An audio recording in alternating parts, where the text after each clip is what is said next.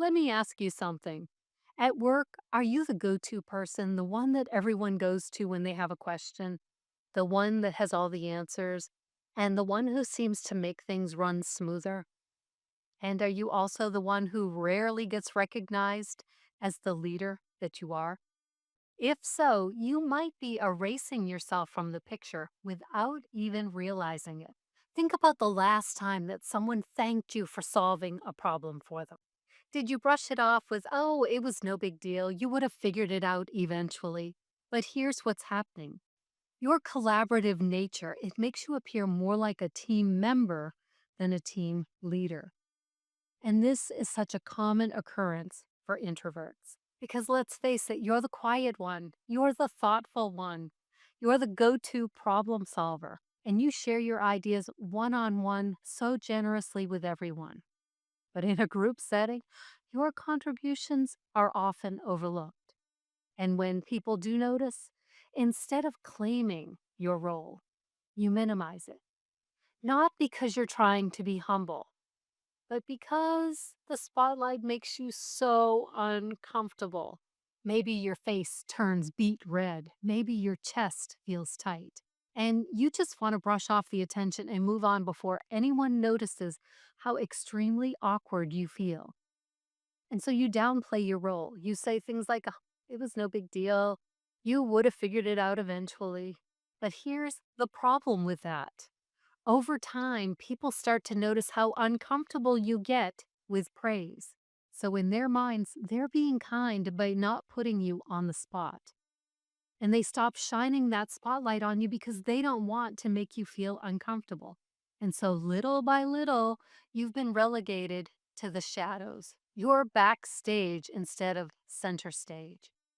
And then you wonder, why aren't you being considered for promotions? Why do you keep getting passed over? Because the ideas that were presented in the group were your ideas, not your coworker who was the one that shared them. And it's not because you don't have leadership potential. You know you do. You feel it so deeply in your heart.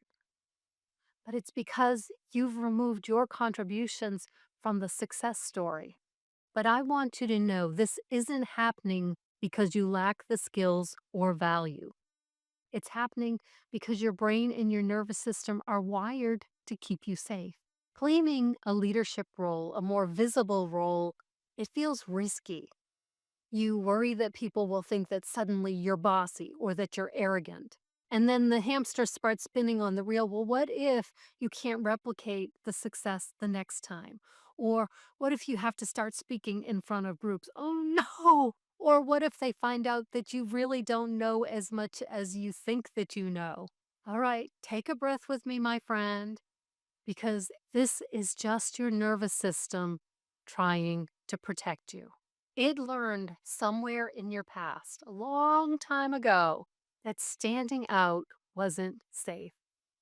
And so now it whispers, shrink back, deflect the praise, don't draw too much attention to yourself. That instinct kept you safe once. But now it's just keeping you stuck.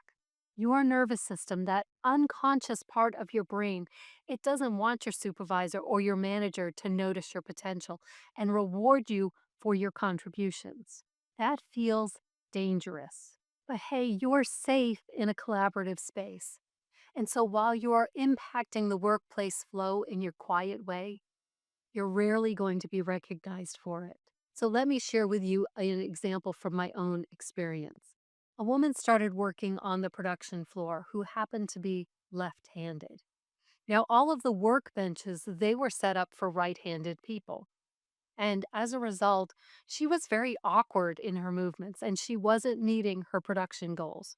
Now, when I went over to talk to her, she didn't think that she could rearrange her workstation to make it work for her.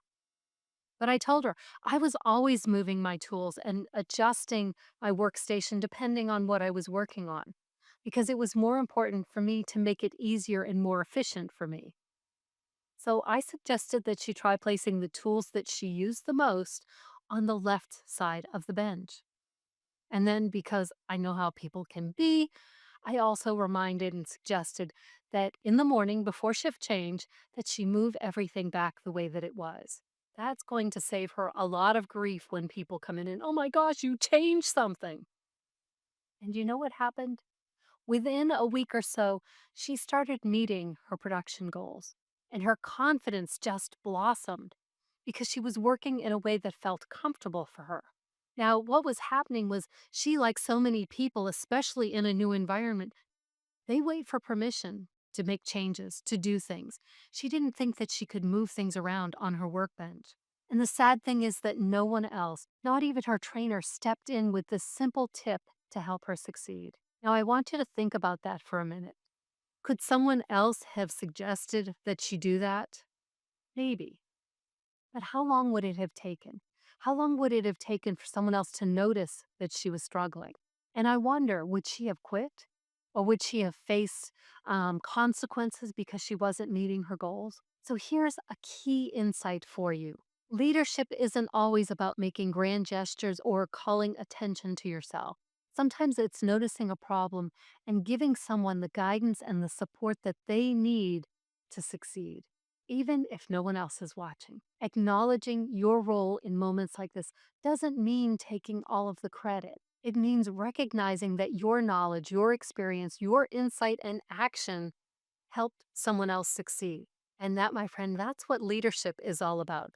That's influence. And that's the leadership style that introverts are naturally suited to provide. So leaders don't erase their contributions. So your contributions, they don't always look dramatic, and sometimes they're subtle.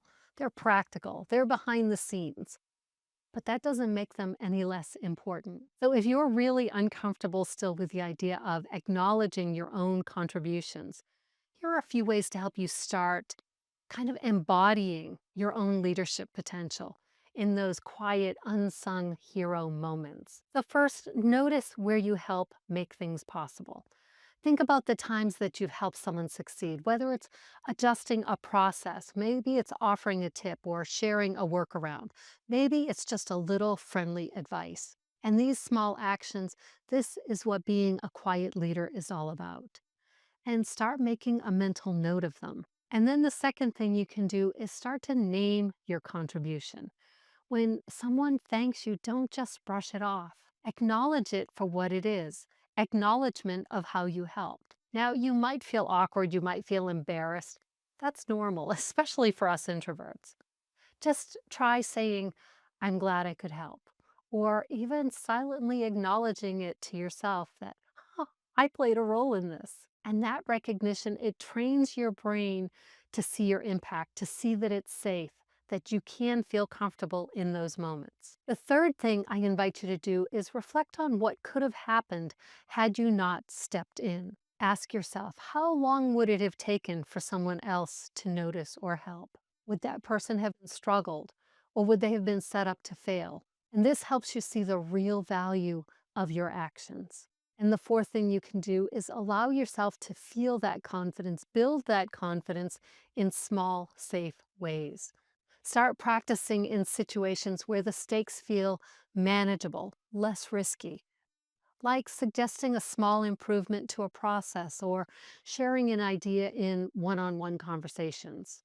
Because every time you step into that role of guiding, of leading, your confidence is going to grow. And number five, anchor it in your body. Leadership isn't just a mental activity, it's physical. Notice how your chest, your shoulders, your posture shifts when you acknowledge your contribution. Feel yourself feeling grounded, feeling steady. Because the more you allow yourself to feel it, to absorb it into your physical body, the more natural it's going to become. And the more your brain is going to settle in and feel safe.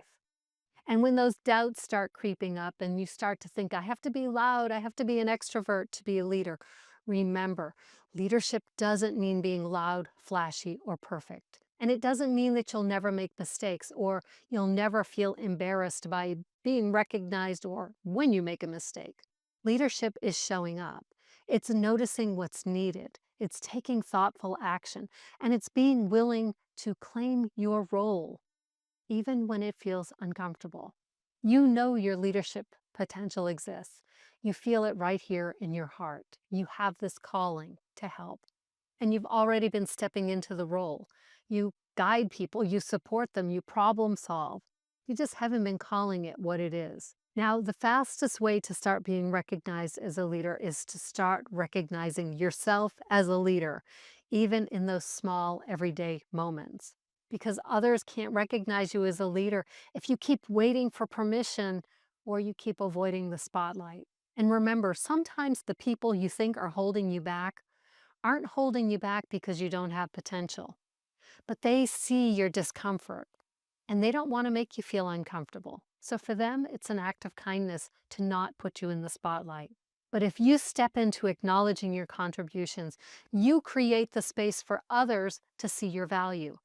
And that's how us quiet, thoughtful leaders, introverts like you and me, that's how we start being noticed, appreciated, and eventually recognized for the leadership potential that's been there all along. Now, here's what I invite, I encourage, and I challenge you to do.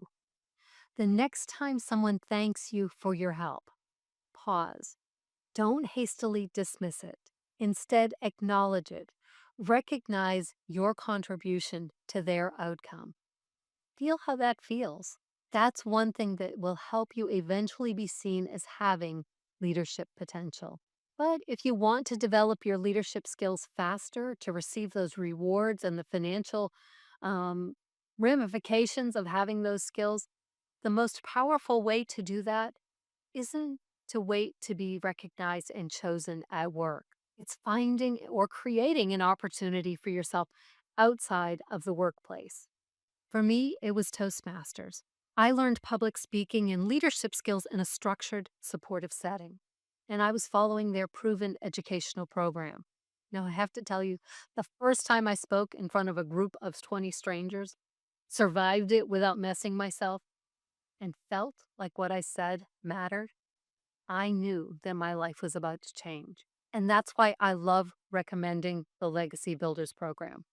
It provides the same type of structured environment for learning modern communication and leadership skills.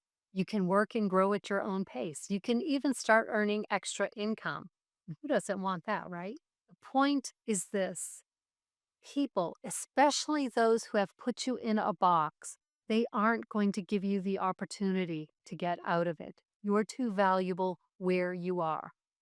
So you have to create that opportunity for yourself. And it isn't easy, but it is possible. Becoming a leader doesn't mean you have to be the loudest voice in the room. It means advocating for your ideas, for yourself, acknowledging your contributions, showing up consistently, and getting things done, and getting comfortable being seen. So stop erasing yourself from the success picture. Own your role so that you can lead with confidence.